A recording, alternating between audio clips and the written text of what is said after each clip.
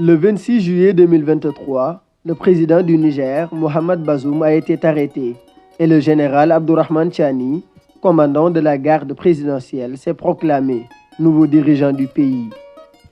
L'Afrique de l'Ouest venait d'être plongée dans une crise régionale avec l'arrivée une nouvelle fois de putschistes qui ont pris le pouvoir.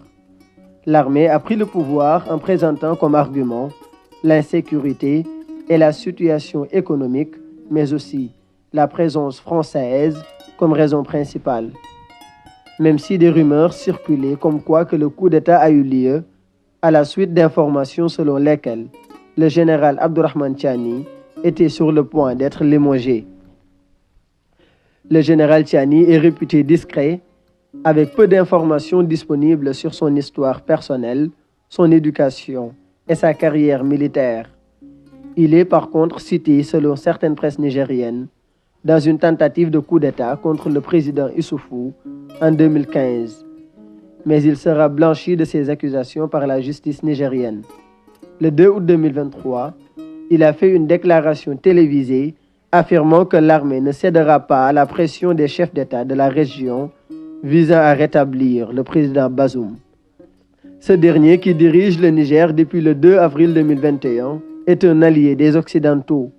Selon plusieurs observateurs, il est détenu à Niamey, la capitale du pays, dans sa maison. L'éviction de son gouvernement est soutenue par l'armée.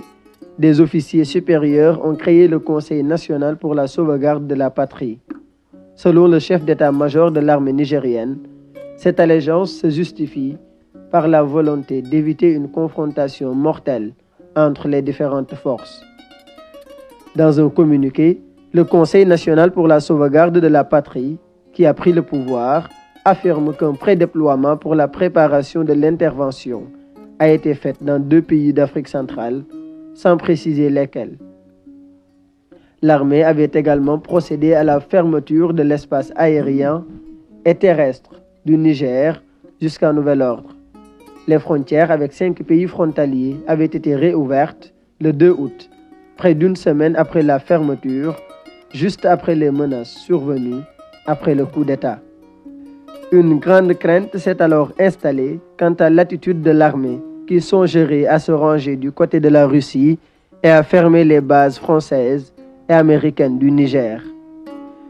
L'inquiétude était d'autant plus importante que des pays frontaliers tels que le Mali, le Burkina Faso, soutiennent le coup d'État et annonçaient déjà que toute intervention militaire contre le Niger serait reçue comme une déclaration de guerre contre les 2 pays et pouvait également être source de déstabilisation de toute la région, menace faite suite aux décisions et sanctions de la CEDEAO.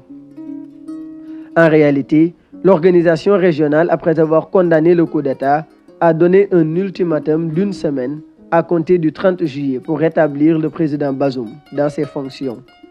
La CEDEAO avait également averti d'une réponse militaire au cas où il y aurait des manquements. Il a également été noté le gel de toutes les transactions financières et des avoirs nationaux. Ces décisions étaient prises lors d'un sommet au Nigeria, à Abuja, convoqué par le président Bola Tinubu, président en exercice de la CEDEAO, le 30 juillet dernier. Ayant pris la présidence du bloc régional de la CEDEAO il y a à peine quelque temps, le président Bola Tinubu est confronté à un défi majeur en matière de politique étrangère, avec cette situation au Niger.